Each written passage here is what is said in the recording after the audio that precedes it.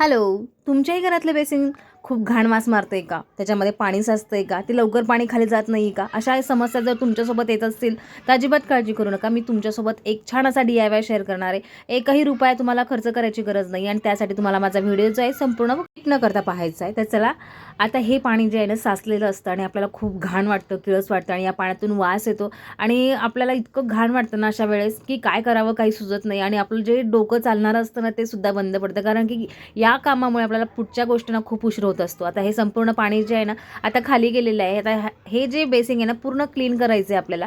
Clean करायचं आणि माहिती या वासामुळे या पाण्यामुळे आपल्या घरात अजून झुरळाला आमंत्रण दिलं जातं. आता काय करायचं आहे, सगळं जे क्लीन करायचं आहे, अन्न जे आहे त्यातलं काढून घ्यायचं आणि इथे डस्टबिन ठेवायचं जेणेकरून अन्न आहे ना त्याच्यामध्ये टाकलं जाईल. आता मी इथे 2 ग्लास घेतले छोटे छोटे, त्याच्यामध्ये टाकलेला आहे सोडा जो की आपण रेग्युलर वापरतो. इथे तुम्ही इनोसुद्धा वापरू शकता पण मी सोडा घेतलेला आहे आणि हा सोडा आहे ना हे जे होल आहे बेसिंगचं त्याच्यामध्ये टाकायचं आहे आणि इथे मी टाकलेलं आहे विनेगर जे की आपल्या प्रत्येकाच्या घरामध्ये असते. त्याला व्हाईट सिरकासुद्धा म्हणतात आणि याच्यापेक्षा तुम्ही इनोसुद्धा घेऊ शकता पण इनो थोडंसं महाग पडते म्हणून सोडा हा प्रत्येकाच्या घरामध्ये असतो आणि स्वस्तात मस्त आपलं काम होऊन जातो. आता हे असं टाकून द्यायचं आणि रात्रभर ठेवायचं. जर तुमच्याकडे एवढा वेळ नसेल तर तुम्ही 2 तास ठेवलं तरी चालेल. जर तुम्ही ही रात्रभर ठेवलात ना त्याच्यामधले मच्छर किडे वास सगळं चाललं जातं आणि तुमचं जे बेसिंग ना आतून सुद्धा तेवढंच क्लीन होतं आणि बाहेरून सुद्धा क्लीन होतं. आता तुम्ही बघू शकता की माझं हे किचन खूप जुनं झालं आहे आणि मला असं वाटतं की किचनचा जे सिंक आहे ना ते चेंज करायला कारण की खूप खराब झालेलं आहे आणि मी ओव्हरनाईट्स ठेवलेलं होतं आणि दुसऱ्या दिवशी सकाळी पाणी ना एकदम गरम करून घेतलेलं आहे. तुम्ही ते उकळू सुद्धा शकता पण माझं बेसिंग जे आहे ना ते जुनं आहे म्हणून मी ते पाणी जे आहे कडक केलेलं आहे आणि त्याच्यामध्ये टाकून दिलेलं आहे जेणेकरून हे गरम पाणी जे असतं ना त्या गरम पाण्यामुळे संपूर्ण जी घाण आहे अडकलेली ते पूर्ण खाली जाते आणि आपलं जे बेसिंग आहे ना ते पूर्ण क्लीन होऊन जातं.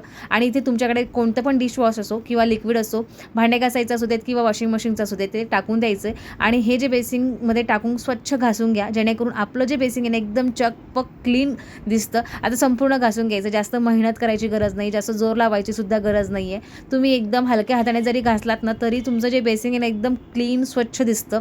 आणि आता इथे पिवळसर डाग होतात किंवा मग वास येतो, थोडंसं चिकटपणा असतो. आपण रोजही जरी घासलं ना तरी ते एवढं शायनिंग मारत नाही. म्हणून काय करायचं, सगळं क्लीन करून घ्यायचं, त्याच्यावर लिक्विड टाकायचं आणि इथे मी टाकलेला आहे थोडासा सोडा जो की सोडा टाकल्यामुळे अजूनच क्लीन होतो आणि छान होतं. आणि संपूर्ण सोडा टाकल्यानंतर मी आता याच्यावर थोडासा इथे मी कोलगेट घेतलं आहे आणि कोलगेट घेतल्यामुळे हे जे आहे ना याच्यामध्ये पेपरमेंट असतं आणि त्यामुळे ना आपलं जे सिंक आहे ना ते खूप छान असं चकाकी येते आणि खूप सुंदर दिसतं. असं वाटतं की नवीनच आहे की काय. आता हे जे नळ आहे ना त्याला पण सुद्धा बोरिंगच्या पाण्याचे डाग पडले ते सुद्धा क्लीन करून घेतले आणि हे जेव्हा आपण क्लीन करतो ना जास्त जोर लावायची गरज पडत नाही, हलक्या हाताने जरी घासलं तरी स्वच्छ होतात. आणि हे जे बेसिंगचे नळ आहेत ना तुम्ही बाथरूममधले असू देत किंवा किचनमधले असू देत, हे तुम्ही अशा प्रकारे जर घासलात ना तरी स्वच्छ निघतात.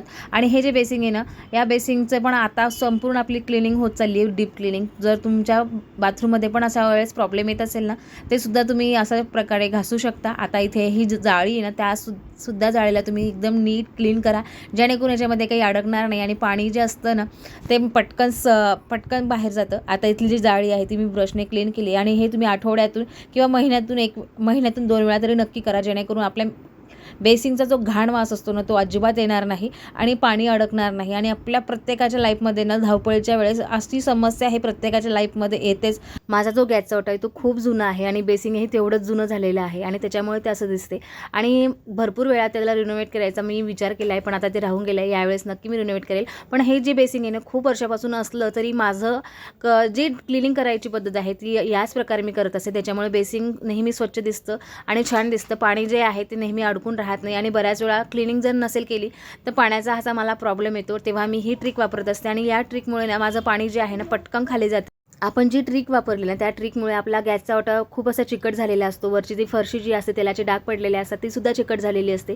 तुम्ही या ट्रिकने सुद्धा ती क्लीन करू शकता आणि त्याचे चिकट जे डाग आहे ते सुद्धा निघून जातात. गॅसच्या ओट्यावर बराचसा तेलगट चिकट थर असतो, बऱ्याच वेळा तो घासूनही निघत नाही, तेव्हा सुद्धा तुम्ही ही ट्रिक वापरा. आणि जर तुमचे नळ जे आहे खराब झालेले असतील तेव्हा सुद्धा तुम्ही कोलगेटने जर घासलात ना तर आपल्या नळावरचे सगळे डाग जे आहेत ना निघून जातात. तुम्ही बघू शकताय हे माझं बेसिंग जरी जुनं असलं तरी खूप छान दिसते, नवीन दिसते. आणि ही जी जाळी आहे ना ती नेहमी क्लीन करत राहा जेणेकरून तुमची जर जाळी क्लीन असेल तर तुमचं पाणी अडकणार नाही. कमी पैशामध्ये स्वस्तात मस्त कमी मेहनतीमध्ये तुम्ही असा DIY करून तुमच्या घरातील नळ बेसिंग आणि गॅसचा ओटा एकदम क्लीन स्वच्छ ठेवू शकता. आजचा व्हिडिओ तुम्हाला कसा वाटला नक्की कमेंट करून सांगा. असेच नवनवीन व्हिडिओ पाहण्यासाठी चॅनलला लाईक करा, शेअर करा आणि सबस्क्राईब करा. पुन्हा व्हिडिओ का छानशा व्हिडिओमध्ये. तोपर्यंत बाय बाय, टेक केअर आणि काळजी घेत राहा.